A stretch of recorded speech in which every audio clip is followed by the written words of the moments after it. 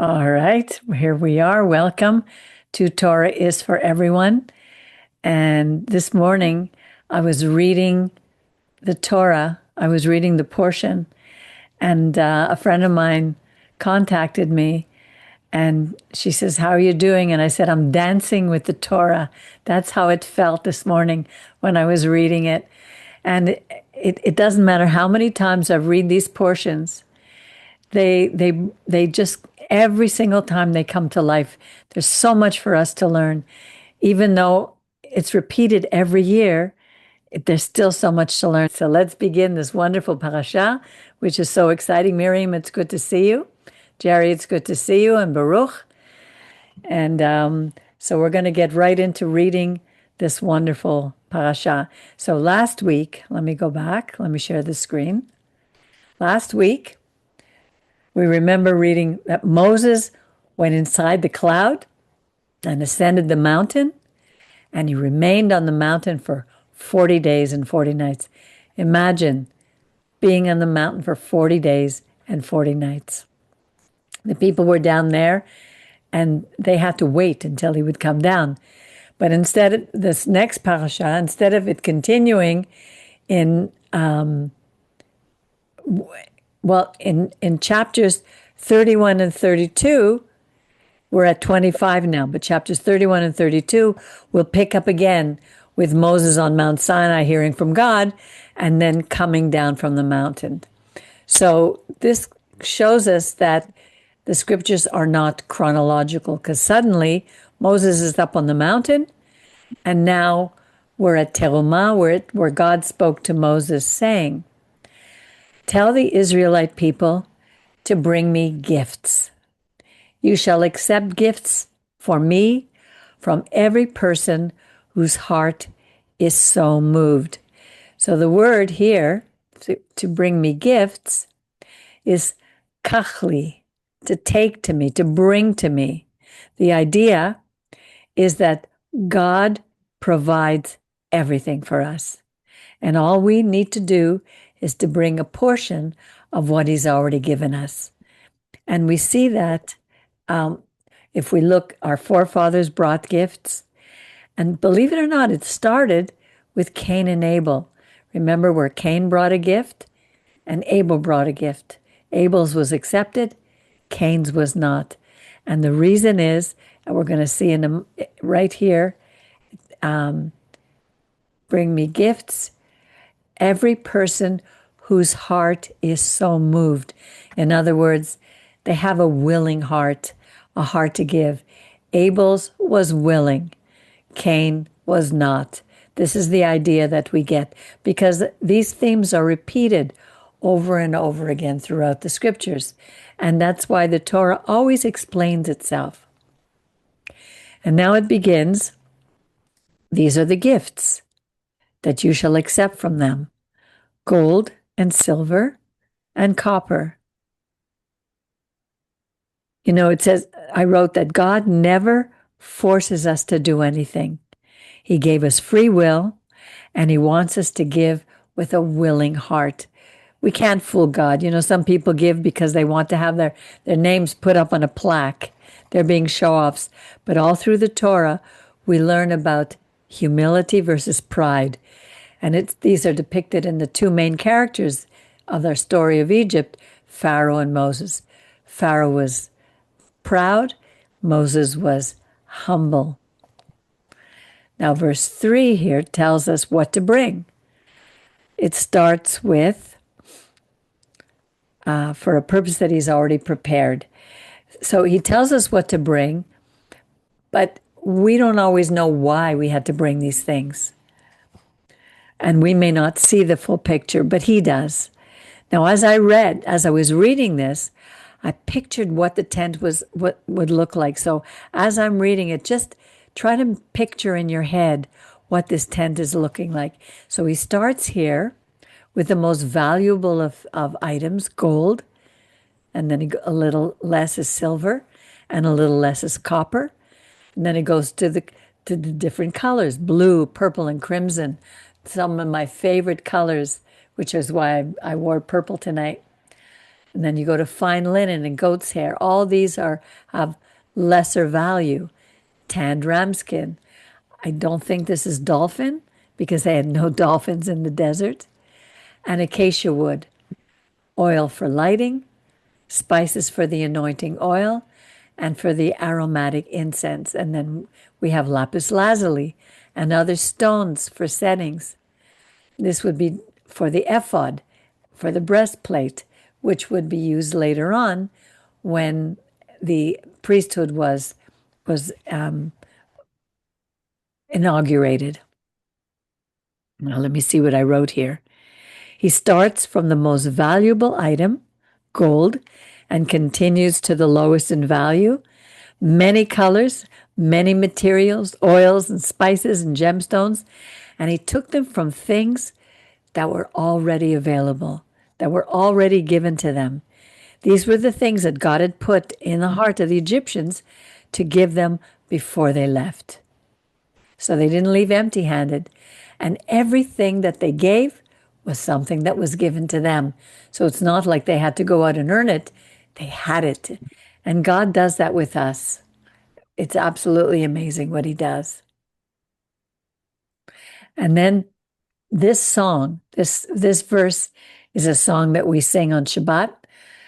And for this parasha, let them make me a sanctuary that I may dwell among them. Ve'yasuli mikdash v'shachanti betocham. Let them make me a sanctuary so that I can dwell among them. Just imagine our God is dwelling among us. He shows us exactly how to do things. Hang on a second.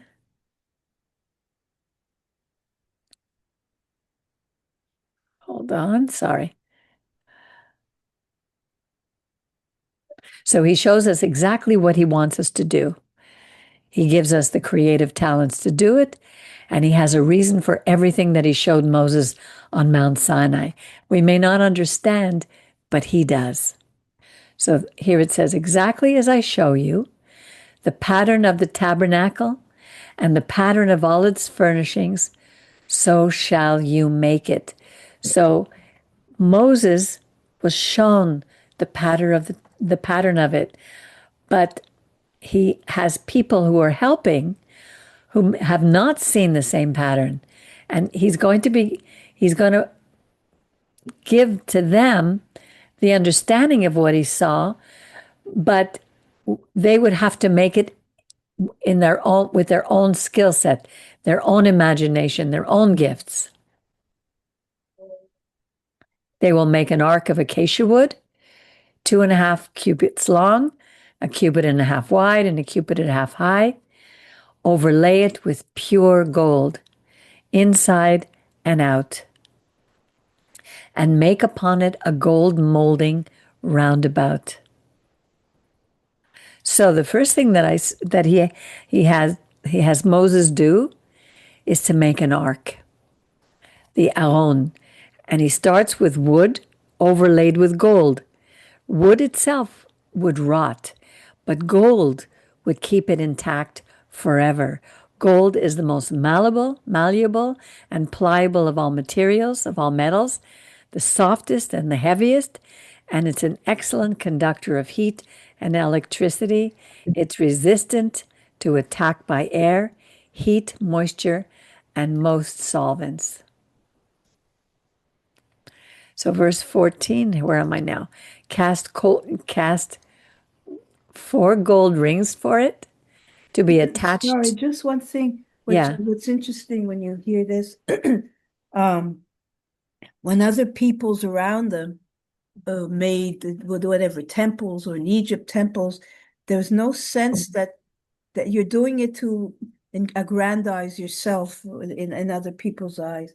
And Right. you don't hear anything about instructions from a God, even from a God, but not from the God. And here, God instructs us, because who knows, with our follies and our ego, whatever, that we're going to make things to impress others, etc. Remember later on, we're talking about how the outside of the of the tabernacle is not fantastic. It's not, it's skins and different things It's like goat and hair, goat nothing to hair. attract it. Right, Exactly. We're going to see that a little later and we'll talk right. about it. Exactly, Miriam. And here, but that just, for me, it showed me that God shows us what to do. He guides us. He gives us boundaries of what he wants us to do by presenting certain things in our lives. And then but he gives us the will to make it, and he allows us to go with it. But you're right about that. Yeah. It's interesting though about free will, what you just said. Like, there's such a balance between what, God instructs us, and sometimes when I'm praying or there's a difficulty, I wrestle a bit with, well, what is my part in this? But but God also leads us, so it's give and take. Well, what I find is the more time I spend with him, and it's hard to explain that. It's because I have a sense that no matter what I'm doing, he's with me. And it's like he opens my eyes of understanding. He gives me ideas. He'll give me a picture in my mind. It's like sometimes, like a simple example, sometimes I'll be thinking of someone and the next minute they're on the phone or they send me a text. It's like there's a connection in the spiritual realm that once we tune into, he gives us ideas like, the idea that for your book, Miriam, the idea for the things that I've done. He guides us. And that's what he's showing us here. Now he's telling us to build the Aron, the ark, because the most important thing that he gave us, the most important gift that he gave us, which was the Ten Commandments, would be put in this ark. This is the first thing he's doing. And he's overlaying it with the most expensive of articles, because the Ten Commandments has a value of pure gold for humanity. And this is a picture of that. He's overlaying with pure gold inside and out and making it upon it a gold molding, cast 4 gold rings for it to be attached to its 4 feet, 2 rings on one side and 2 on the other, and make poles of acacia wood and overlay them with gold. Insert the poles into the rings on the side of the walls for carrying the ark. And it says, the poles shall remain in the rings of the ark. They shall not be removed from it. So if I picture this ark, and above it you have the rings and poles connected, because the Kohanim, the priests, would carry the poles, but it says the poles were not to be removed from it. So the idea that I got from that is that at any moment they could be told, okay, we're moving now. So they didn't have to go and look for the poles. This ark would always be ready to go ahead, to move with the people wherever they went. And deposit in the ark the tablets of the Edut, the Ten Commandments, the covenant, the pact that I will give you. Because remember, Moses is up on the mountain and he's going to give it to Moses to bring down. And he would deposit those tablets into the ark. Make a cover of pure gold, 2.5 cubits long. I mean, all of these details may not mean anything to us reading it now, but it gave them the understanding of how to build it, what God wanted. And I love the story of these cheruvim, the cherubs. Make 2 cherubs or cheruvim of gold. Make them hammered work. Imagine the person who had the genius, the skill to hammer out these statues of 2 cheruvim. Now, statues were used by the pagans, but these statues were not going to be worshipped. God would use them as, for me, it's like a picture of these two cheruvim, these two angels with wings that would meet. And it says here, make one cherub at one end and the other cherub at the other end. Of one piece with the cover shall you make the cheruvim at its two ends. So you have these two of them. They have their wings spread out above, shielding the cover with their wings. So it's like showing us that these angels are protecting the most important gift that God gave to humanity. And we often sing that song, I will dwell in the shelter of your wings. The whole idea of the covering of the wings is such a beautiful picture. And the cherubs here, they shall confront each other, the faces of the cherub being turned toward the cover. So they're looking at each other. They're not looking at anyone who's coming in to this was going to be in the Holy of Holies. So these two cherubs were not looking at whoever came in. So they're not looking to see who's there and judging them, but just all their attention is focused on this most important gift to humanity. And then the cover was put on top of the ark after depositing inside the ark the pact, the 10 Commandments, the covenant, the constitution of Israel that I will give you. There I will meet with you and I will speak to you. Imagine God was going to meet with whoever would come in, Moses or Aaron, the high priest, whoever would come in and speak to him from above the cover, from between the two cherubim that are on the top of the ark. And he would tell them all that I will command you concerning the Israelite people.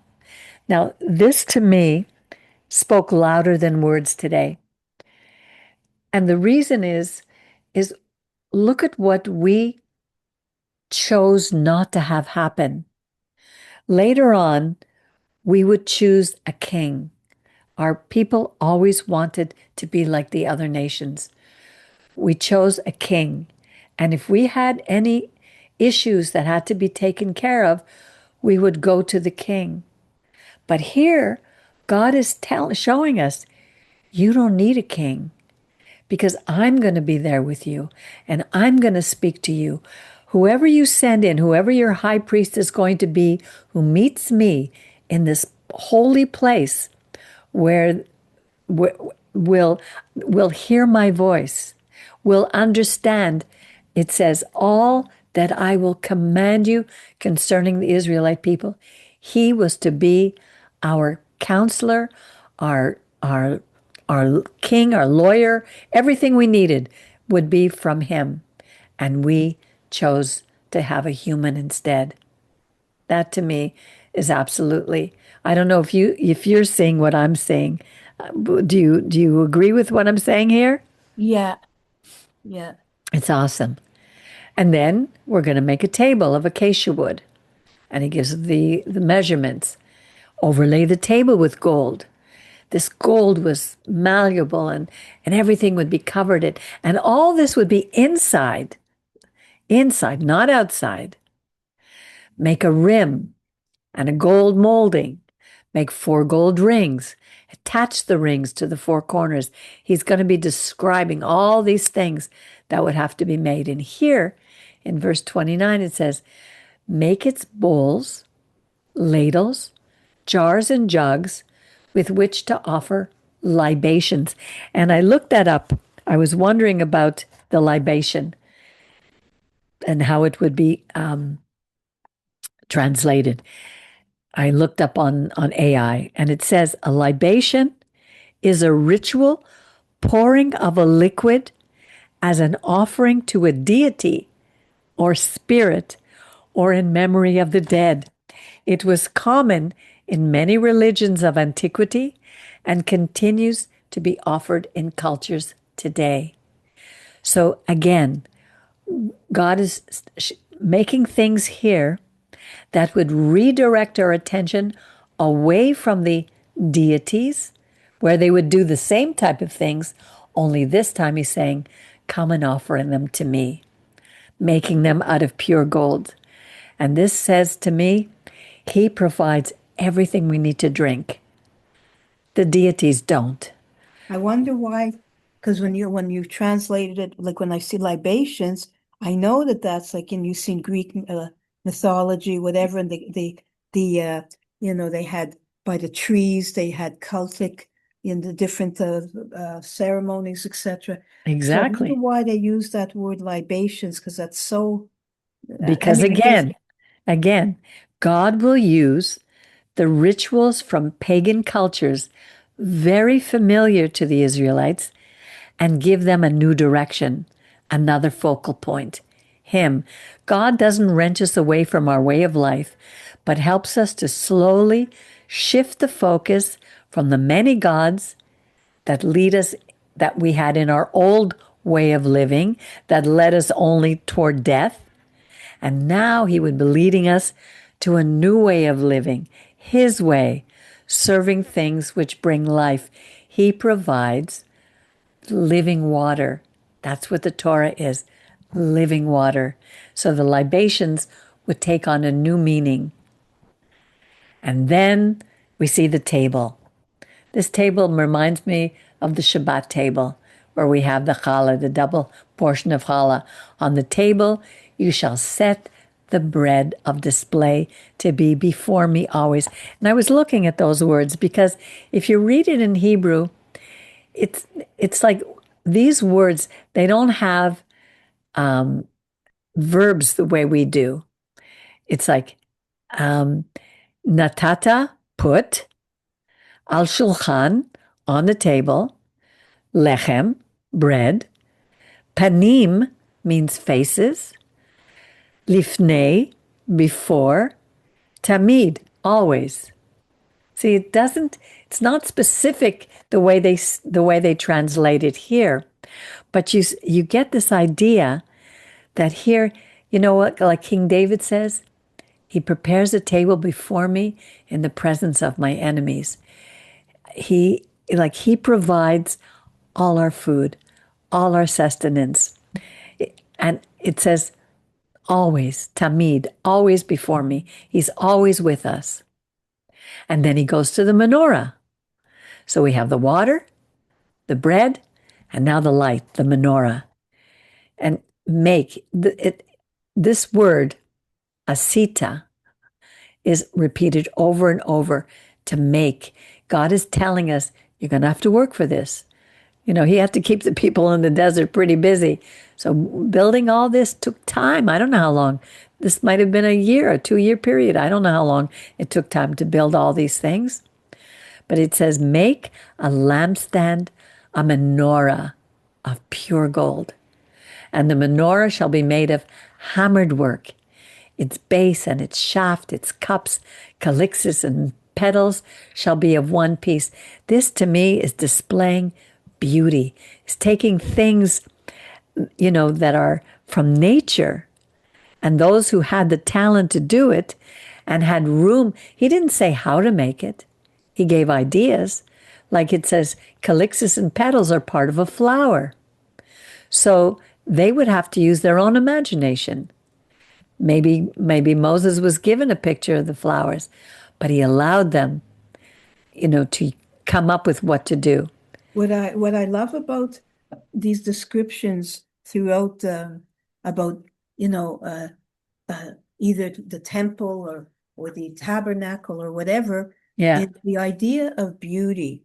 Like in some religions or some aspects of certain religions I've seen where it's they don't like, to me, God is a God of beauty. And Yeah. here, like the beauty of the shining gold and the metals, like that's true beauty Yes. to reflect the beauty of God. And so many cultures, there's a kind of what's the word when everything's sparse and you can't allow beauty, like even Exactly. indigo stones and all these gems are so exquisitely beautiful, and to me they link this world and the spiritual world, because the world is a mixture of spiritual and practical. Anyway, I know I'm waxing No, it's philosophical, beautiful. It's but true. it's very Exactly. important to me because that's the way anyway, it's the idea of the sacred and the profane all on this earth. Yes. It's not the putting down of beauty. That God is No. to bring the most exquisite beauty. You Yeah. see some temples or some religions. I don't want to put down any religions, but it's all religions have their faults and their beauties. But anyway, certain aspects where there's an almost calculated denial of beauty. Like they don't want, they're two extremes. You see the exquisite cathedrals that were built like in the medieval times, and like exquisite, even you go to Notre Dame, whatever, don't Notre Dame Cathedral, whatever, and exquisite beauty. And then you go to like, let's say, uh, a Baptist church, and there's almost a concerted effort to avoid anything that will supposedly distract you. And to me, there's a balance, and I love these passages that could seem boring, but they're so, when you think of it, even where Moses, remember when the altar, the indigo blue, where was Yeah. it that the God, A sapphire. It was a the sapphire. sapphire, Yeah, like in the last I portion. remember that when I first read that, Yeah. it sent shivers up me. Yeah. But not only Beauty. that, God is the God of the beauty. people, the people who were to visit these big institutions were to dress in black and cover up, and they weren't allowed to look even beautiful themselves. If they looked too good, they were looked down upon, they were frowned. But Yeah, God is saying that He gave us talents to create beautiful things according to His design, but He gave us room for our own creativity, and we are free to express beauty within His boundaries. So here, the menorah would be important because in the Mishkan there were no windows, so it was functional. But we would form it with the most beautiful elements depicted in nature. And I understand this to mean that we would remember that whatever He creates is everlasting, unlike the Egyptian temples, which were temporal.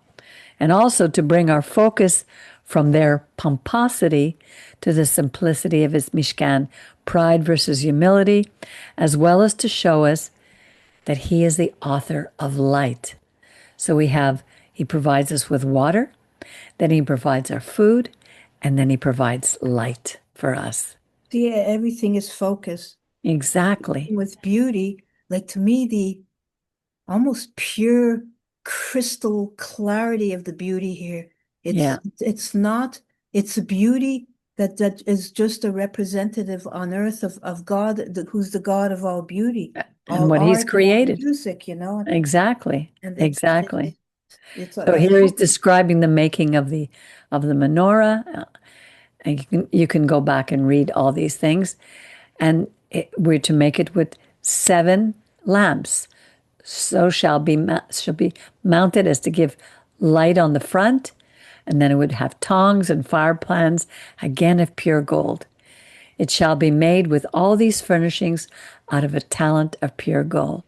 Now see well, and follow the patterns that you saw on the mountain. Moses was given these patterns on the mountain, but we have to see them. God wanted us to open our eyes and allow Him to pour His wisdom and His spirit into our talents. Because if our talents are used for the wrong thing, they don't bring light. Yeah, just one more thing. I've said this before, but I find it so meaningful here that to me, the greatest artists and musicians the ones I've loved, I don't know everybody, obviously, but the whole idea, I told you, Johann Sebastian Bach, considered one of the greatest composers ever.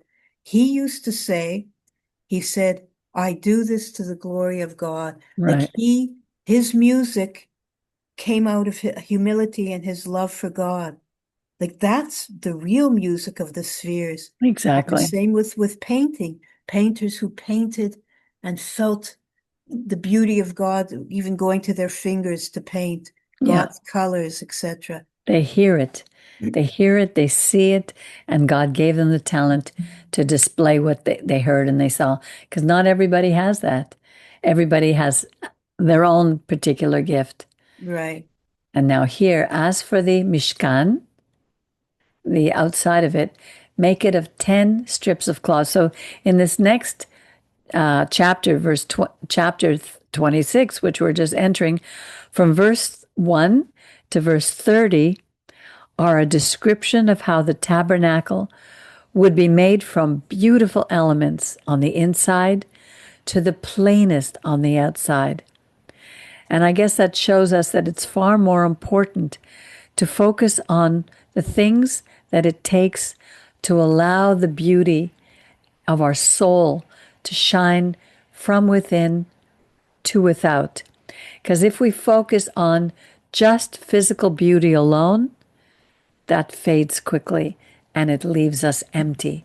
So this is a picture of what God is showing us, of what He's like, the length of each cloth. 5 of the cloths shall be joined to another 5 cloths joined. I'm not going to read the whole thing because it's basically, this is something that you can read afterwards. You shall take cloths of goat hair for a tent. You see, it's covered with goat hair to make the cloths 11 in number. Let me continue. Join 5 of the cloths. And they're all made from what was already provided for them. And again, over and over, you shall make, you shall make. He wants us to be part of this when that Mishkan would finally be ready. Everybody in the community played their part in putting this together. Every one of them was given something when they left. They were some of these goat hairs, materials of the various colors. They were all given that. Let me just continue down.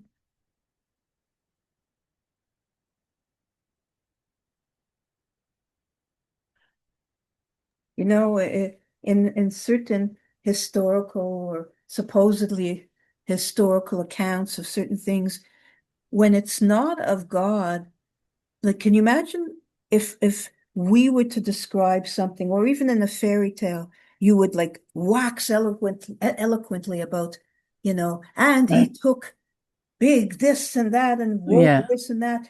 But here it's almost like a very specific, you do this and you specifically tie it to there. It's almost like, I don't know, it's so not showing off. It's just the facts. I don't know how to explain. If it weren't real, it wouldn't be written like this, like, take this and attach it to that. It would be more like the way you read a fairy tale. And Right. it just shows its reality to me more than ever. Yeah. God's being so specific about things. And then he tells us, then set up the tabernacle. Once all these things are ready, set it up. And remember, these things they had, the elements, the amount of elements that went into this, they would have to take these apart, put them together everywhere they went. As soon as they traveled, the tabernacle would have to be brought down. The curtains would have to be brought down, folded away. Everyone had their part in taking care of their items. They had to take down the poles and the posts and the rings and the curtains. Everything had to be taken down and moved. It's a huge ordeal.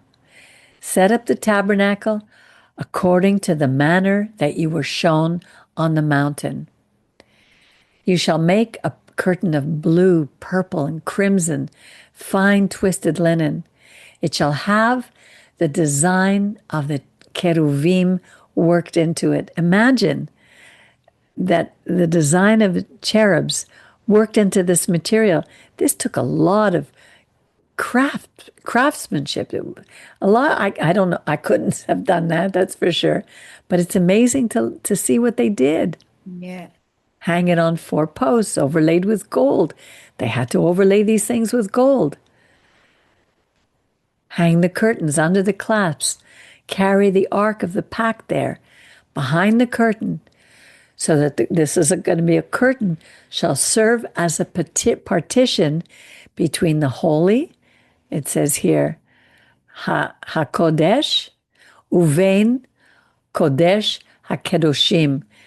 You had the regular holy part where all the offerings were done, but here there was one partition which was covered by a curtain, and it was into the Holy of Holies. That once a year the high priest would go in and consult with God. And again, place the cover upon the Ark of the Pact inside, that was in there in the Holy of Holies. Place the table outside the curtain and the menorah by the south wall of the tabernacle. Now, all these things have been formed and the bowls covered with gold. Now they would be all set up. It was ready. The stage is set. Now they make the entrance to the tent. You shall make a screen for the entrance of the tent of blue, purple, crimson yarn. Doesn't say what they were supposed to look like. How they were embroidered it, that was left up to each one. Later we're going to see who these men who led this whole project oversaw everything. Fine twisted linen done in embroidery. Make 5 posts of acacia wood for the screen and overlay them with gold. They're hooks of gold, and cast for them 5 sockets of copper. You shall make the altar of acacia wood, 5 cubits long. Here it's repeating it again. Now, but make its horns on the 4 corners, the horns to be of one piece with it, and overlay it with copper. Make the pails for removing its ashes.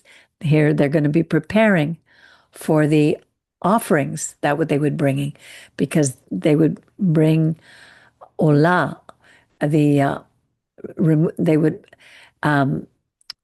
olah were the offerings where the animal was completely burnt up, so they'd have to have things to remove all the ashes.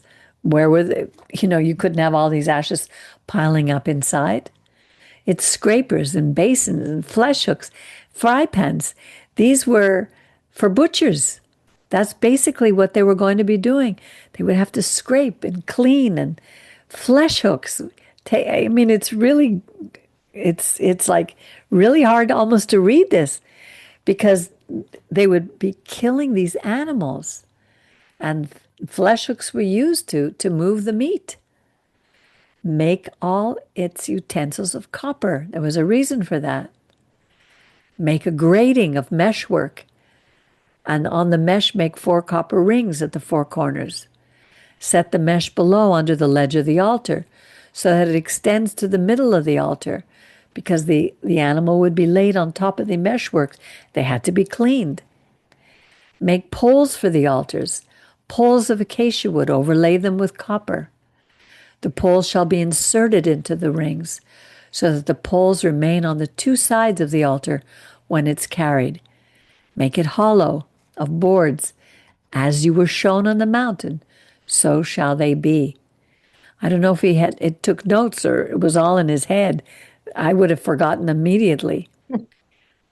Good thing Moses was a detailed person, because I don't know if he had a notepad.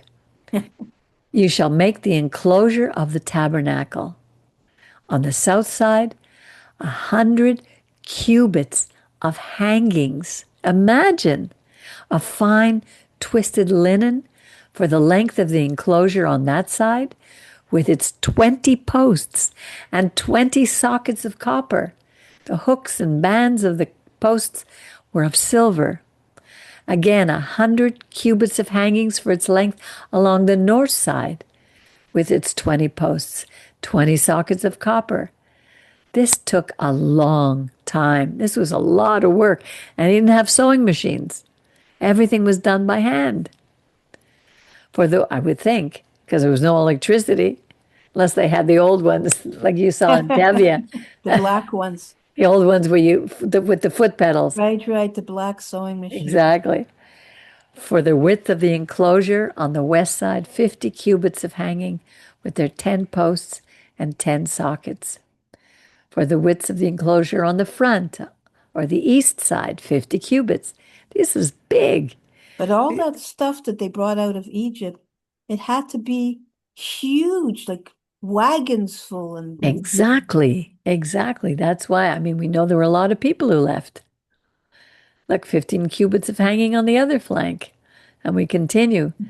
All the posts around the enclosure shall be banded with silver, and their hooks shall be of silver, sockets of copper.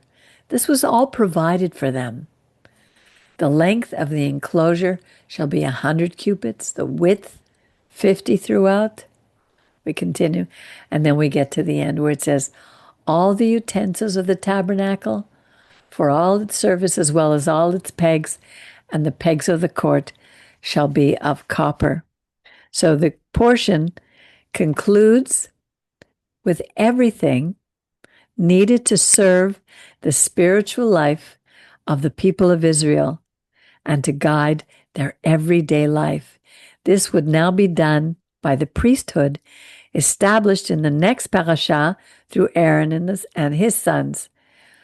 And I wondered what happened. I guess we'll talk about that next week. But God told Moses originally that Israel would be a kingdom of priests. But next week we read that the priesthood is going to come through Aaron and his sons.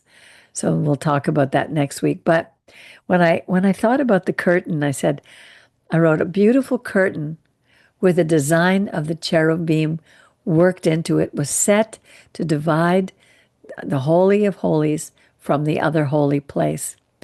And like Moses, no, I said, only Moses could enter the high part, this holy part of, wait, no,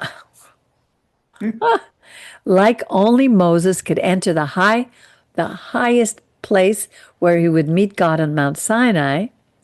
We see that the high priest would go into this place to meet with God.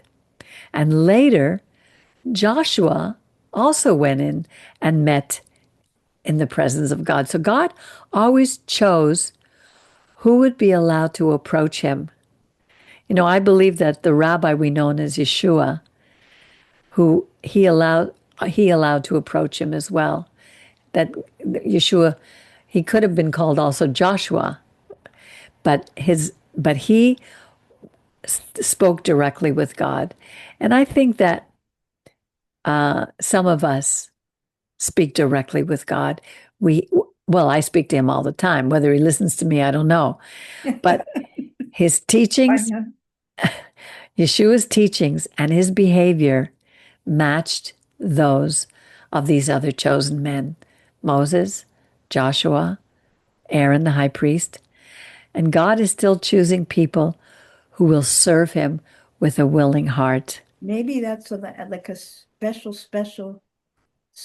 calling for a special purpose, because we do pray and God talks to us in our dreams, in our hearts, Yeah, the way Moses, the most humble man in the world, and the way Yeshua, the prophets, there was a special calling that they had, because they were to go to the people and speak God's words. And it doesn't exactly. mean that God has said we pray, he hears our prayers. Yeah. So I think that's what these things are showing us. When it says betocham, God would dwell among us. He's build me a sanctuary for God to dwell among the people. Doesn't say God is going to dwell in it, because God doesn't dwell on earth. He's just everywhere. He can choose to speak to whoever he wants to speak to. And he usually chooses the lowliest of people, the humblest of people, those who are not seeking position, those who are not easily bought. You can't pay them off. Those who really want to please God, they're not looking to please other people. They're not looking to be perfect. They're not looking to be the highest of all those educated people with PhDs. And you can't say God only speaks to them. He spoke to these recently freed slaves.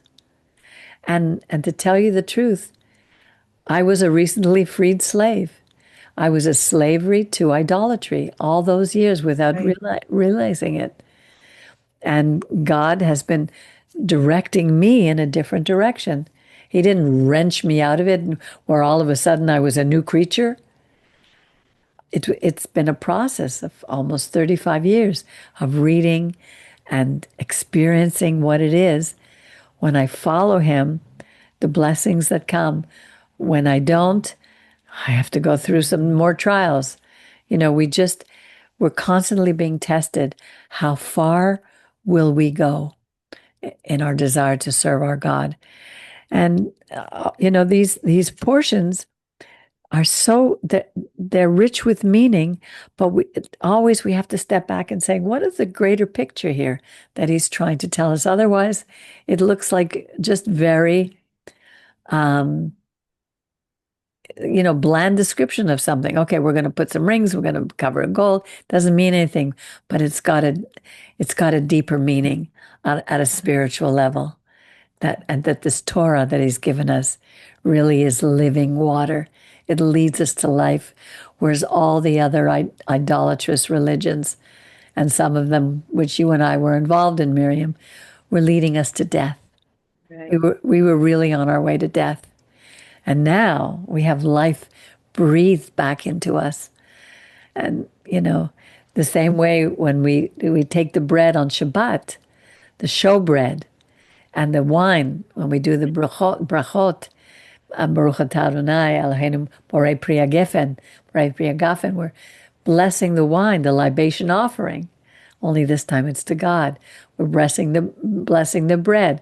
It's to God. God, thank you for all your provision. Without you, I would have nothing. So we're just so grateful. And that's what these stories are about. Yeah. Right, Jerry? Yes, Brian. You have to unmute yourself. The lady tell her that we have to give to God. So she says God don't need us. But I told her it's a test to do it, and then God gives us money. Well, it's Whatever. not a matter of giving to God because she's right. He doesn't need it. We give it to him, but people don't understand why we give to God. We give out of thanksgiving. Thanks for all that he gives us that he gives us back. He provides everything for us and he says you're right. He's testing our heart to see how grateful we are, how But I willing we mean, the are to give money, back to him. it's true, Brian. We don't, the money doesn't, God doesn't need money. He's a spiritual But being, this but person but says, the money goes I don't have somewhere. money to donate. I don't have money to donate. Well, that's why she doesn't have money because she doesn't give. The more you give, the more you receive. She doesn't trust. It's all a matter of trust. You see, Right now, she has 4 sons taking care of her business. they had to build like we have a small community and we started a synagogue and we've been around since 1993, but we had to pay rent. We have to pay our rabbi. We have to pay the administrator. We have to pay our phone bill. The electricity. The phones, the internet. It takes money to run a congregation, a community. Otherwise, you have to buy chairs, you have to buy tables. So without people giving, how do we have a synagogue? We can't. It won't. And we're supposed to donate because the people who work the synagogue, they don't do any work except keep the synagogue running and stuff. Exactly.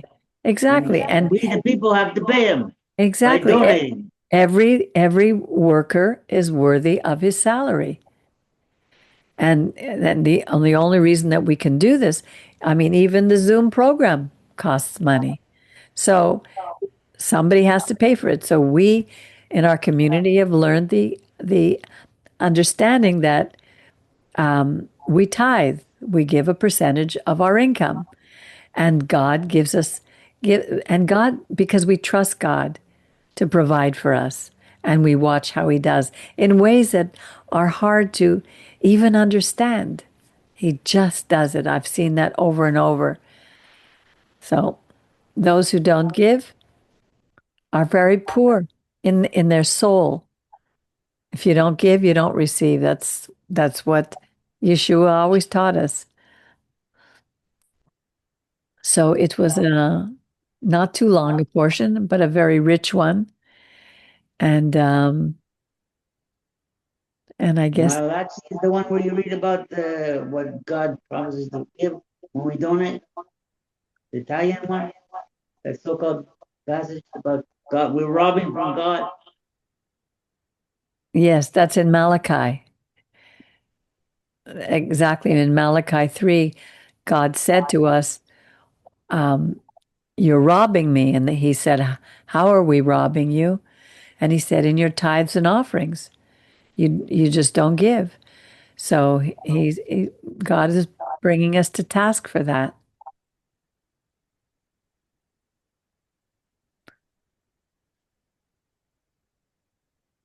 Well, on that note, I will say good evening. And I just urge people to just read and see what you can get out of it. Each time we read it, we see a little bit more. And it just makes everything makes more sense of what's going on in the world. When you read the Torah, when you spend time with God, you don't feel alone. You know that there's someone who has your back, someone you can trust, someone who will always take care of you. He'll provide everything for us. So on that note, I want to wish everybody good night and God bless you. And hopefully we'll see you again next week. Shavua Tov, thank you. You're welcome. Bye.